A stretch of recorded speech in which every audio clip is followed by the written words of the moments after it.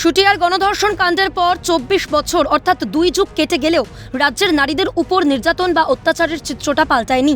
রাজ্যের দুই প্রান্তিক এলাকা, একদিকে শুটিয়া, অন্যদিকে সন্দেশখালী।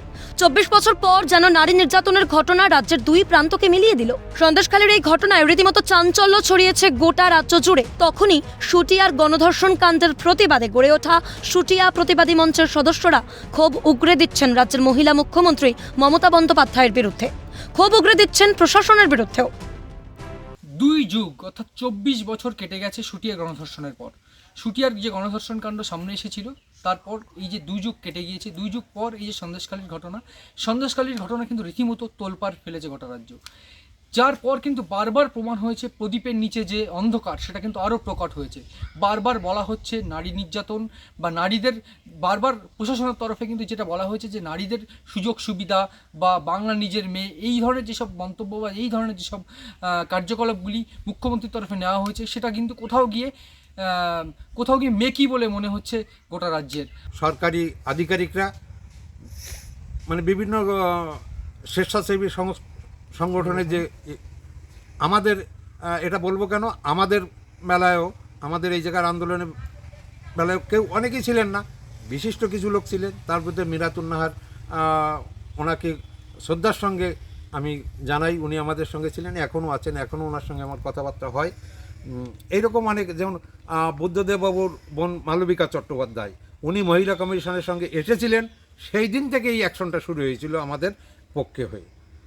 আর এর আগে তারপরেও পুলিশ প্রশাসন আমাদের এড়িয়ে কাজ চলে, আমাদের থানায় বলতে গেলে আটকে রেখে এই শুটিয়ার ছিল একটা নাটক করার জন্য। এই মতো অবস্থায় বুদ্ধদেববাবু বলার পরেও আইজি দক্ষিণবঙ্গ থেকে আপ টু একেবারে থানা পর্যন্ত যত প্রশাসনিক স্তর ছিল, সবাইকে নিয়ে কনভয় থানার থেকে সাইড করে, আমাদের বসিয়ে রেখে থানার থেকে সাইড করে চলে আসে। সন্দেশখালীর মহিলারা নির্যাতিতা যারা, তারা অভিযোগ করতে গিয়ে অভিযোগ থেকে ফিরিয়ে দিয়েছে তাদেরকে প্রশাসন। তাদের সাহস তো জোগায়ই নেই। আরও তাদেরকে বলেছে ওদের সঙ্গে বসে আঞ্চলিক ভিত্তিতে আপোষ করে নিন। তারা অত্যন্ত দুঃখের সঙ্গে দিন যাপন করছে। যখনই ওরা শাহজাহানের ব্যাপারে এই প্রশাসন ইডি প্রচণ্ড বলিষ্ঠ পদক্ষেপ গ্রহণ করলো, তারপরে যখন শাহজাহান বেপাত্তা হয়ে গেল এলাকা, তখন মহিলারা তার মনোবল ফিরে পেল এবং তারা তখন রুখে দাঁড়াতে শুরু করলো এবং তারা আন্দোলন শুরু করলো।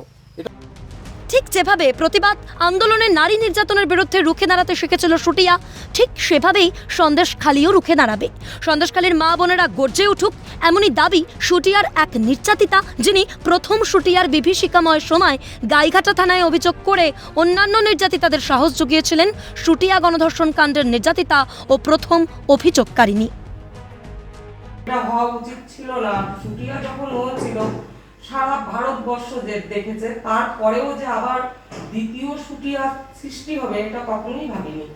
আর এটা কল্পনার অতীত। আর আমি সন্দেশখালীর মা বোনদেরকে বলবো, তারা যে এগিয়ে এসেছে, ওরা আন্দোলন করুক, এগিয়ে আসুক, আমরা ওদের পাশে থাকবো। ওখান থেকে যেন সরে না আসে। সত্যের জয় সারা জীবনই আছে, থাকবে। আর ওখান থেকে সরে আসার কোনো কারণ নেই, ভয়েরও কোনো কারণ নেই। শুটিয়ার প্রতিবাদী মঞ্চই প্রথম রাজ্যে নারী নির্যাতনের বিরুদ্ধে যে প্রতিবাদ, সেই প্রতিবাদকে পথ দেখিয়েছিল। এরপর বারাসাত, কামদুনি, পার্ক স্ট্রিট কিংবা রানীনগর, রাজ্যের বিভিন্ন জায়গায় নারীদের উপর নির্যাতনের বিরুদ্ধে যে আন্দোলন সংঘটিত হয়েছিল, শুটিয়া প্রতিবাদী মঞ্চ তার পথ দেখায়। এবার তারা চাইছেন সন্দেশখালী গিয়ে নির্যাতিতাদের পাশে দাঁড়াতে, গড়ে তুলতে চাইছেন সন্দেশখালী প্রতিবাদী মঞ্চ। কিন্তু এখন পর্যন্ত বলছেন 24 বছর পরও এখন পর্যন্ত শুটের মতো এখনও সেই সন্দেশখালী। আমরা ভাবতে পারি না, আমরা হতাশা, আমরা খুব বিমর্ষ যে এত বড় ঘটনা এখন পর্যন্ত 24 বছর পরও ঘটছে। কোথায় কি মুখ্যমন্ত্রীর আমরা শাসনে আমরা পর্যবেক্ষিত হচ্ছি? এ কি অদ্ভুত! আমরা শুধু আচারাম হয়ে যাচ্ছি। আমরা প্রচণ্ডভাবে ফ্রাস্ট্রেশনে ভুগছি। মর্মাহত যে কেমন একজন মুখ্যমন্ত্রীর প্রশাসন আমরা পেয়েছি, একজন মহিলা ধর্ষিত আছে। তাই আমরা চাই সে সন্দেশখালী ও প্রতিবাদী মঞ্চ গড়ে উঠুক, জীবনে মৃত্যু সংগ্রাম ওখানে চলুক। আমরা তাদের পাশে আছি, আমাদের দেখানো পথে আমরা তাদের পাশেই আছি। নারী নির্যাতনের ঘটনার প্রতিবাদী মঞ্চ কিন্তু এই যে প্রতিবাদী মঞ্চ এটা কিন্তু পথ দেখিয়েছিল শুটিয়ার প্রতিবাদী মঞ্চ।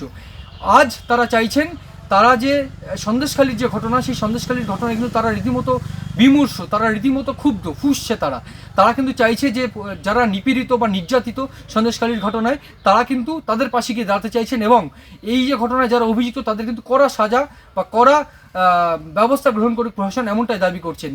শুটিয়া থেকে মণি ভট্টাচার্যের রিপোর্ট, ক্যালকাটা নিউজ।